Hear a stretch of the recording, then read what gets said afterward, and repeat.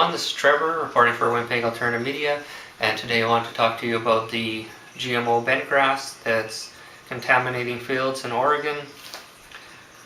The Scott's company, they're working with Monsanto to develop genetically modified creeping bentgrass that is resistant to glyphosate, the active ingredient in Roundup, Monsanto's weed killer. Resistance to glyphosate makes the grass hard to kill. And this GMO grass escaped field trials back in 2003 due to a wind event as per the USDA and took root in Malheur and Jefferson counties in Oregon. According to Molly Jennings, Director of Public Affairs for Scott's, said that 2 windstorms resulted in seed heads scattering from the field trial control area in August 2003, and the plants were identified outside the control area in 2004, and they're still growing out of control to this day. And after 13 years, the GMO weeds have ignited a debate about who should be responsible for controlling them.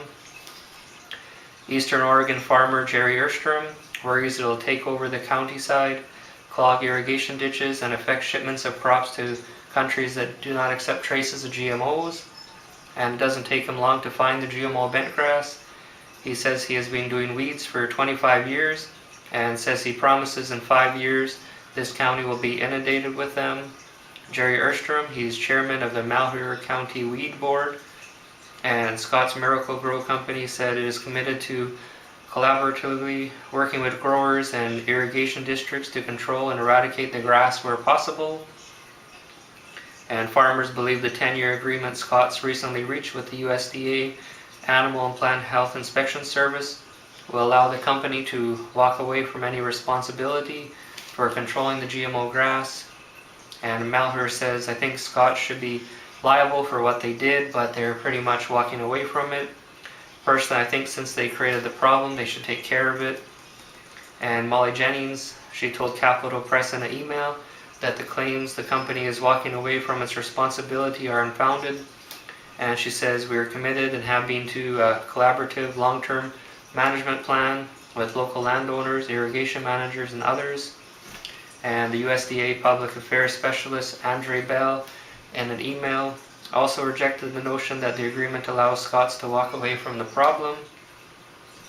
And Scott's, they've been surveying for and trying to control the escaped GMO bentgrass for several years. And Scott says the company identified 424 plants in Malheur County and 441 plants in Jefferson County during spring spraying this year. And a few plants were also found in Canyon County, Idaho, which is close to Malheur County. And the agreement Scott's reached with the USDA requires Scott's to continue surveying for and trying to eradicate the bentgrass. And they also have to provide technical assistance to affected farmers and irrigation districts, and also provide incentives for the adoption of best practices to control the grass. And they'll also conduct outreach and education programs. And they're going to be working with Oregon State University researchers to try and find herbicides that can effectively manage the grass, especially in aquatic and semi-aquatic environments.